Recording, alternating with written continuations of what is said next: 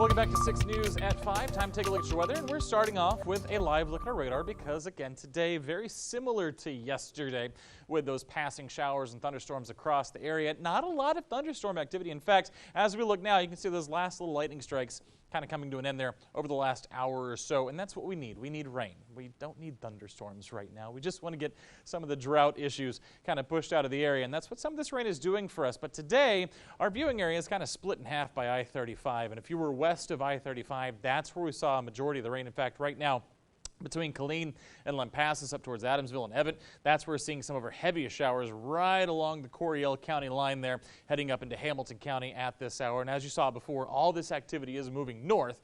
So if you are in areas like Hamilton, or we're looking at possibly Turnersville there, maybe Gatesville might get brushed by some of this activity as it continues its northward track. Along I-35 from Temple to Troy up towards Waco, we're seeing a few spotty showers, just not a lot of activity in the central parts of our area, unfortunately. So most of those high totals, as you would expect, are going to stay to the west today.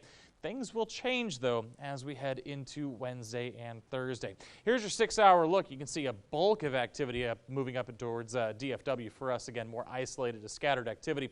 And with that, west of I-35, about 1.25 inches today in Comanche, 1 inch and 15/100ths there in San Saba. Same thing there in Lampasas. And then again, the further east you go, the worse those totals do look. So let's talk about those next couple of days, because that's where our best chances lie for a bulk of the viewing area. So tomorrow morning, we see a few showers start to pop up there in the late morning hours. By about noon, I stopped it here because you're starting to see some heavier activity move into our west counties there, and by 5:30 p.m. you can see them start this activity kind of lining out and moving through the area late Wednesday evening into Wednesday night. Notice, though, how slow it's moving, and that's bad news possibly for areas west of I-35, because that could lead to some flooding threats. We'll talk about that here in just a second. By about 10 o'clock Thursday morning, it moves across I-35 into parts of the Brazos Valley, and it's out of the area by Thursday afternoon into Thursday evening. What do those totals look like? Well, again, as we head towards Wednesday, not great, but then after Wednesday, that's where we see possibility of 4 inches or close to it in some areas west of I-35. So that's where we're going to be looking for our biggest flooding concerns. The rest of us, though, could see around 1 inch, maybe up to 1.5 inches, 2 inches in some spots along and east of I-35.